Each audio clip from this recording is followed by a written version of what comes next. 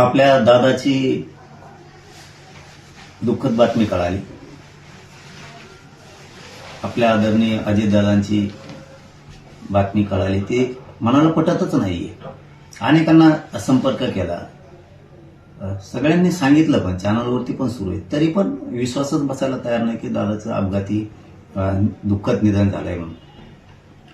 दादा म्हणजे खूप आता राज्याची खूप मोठी हानी झाली, खूप मोठं नुकसान झालंय. असा नेता होणे नाहीये.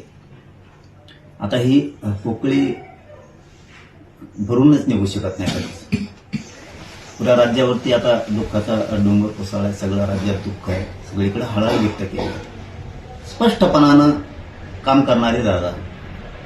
कोणाचं काम होणार असेल तर होणार म्हणणार, नाही म्हणले तर नाही म्हणणार. सगळ्याच लोकांचं याच्यामध्ये नुकसान झालंय.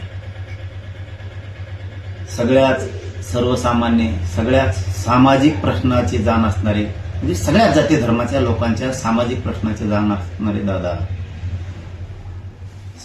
ती खूप मोठी आता हानी झाली. सगळ्या जाती धर्माचे सामाजिक प्रश्न सोडवण्याचं काम दादा करत राहायचे.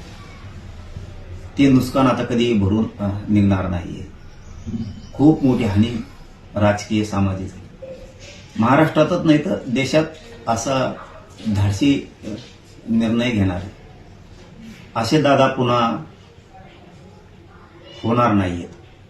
की खूप शेतकऱ्यांपासून सर्वसामान्य सामाजिक सगळ्या जाती धर्मांच्या लोकांचं खूप मोठं नुकसान झालंय. आपल्याही समाजाचं खूप मोठं नुकसान झालंय.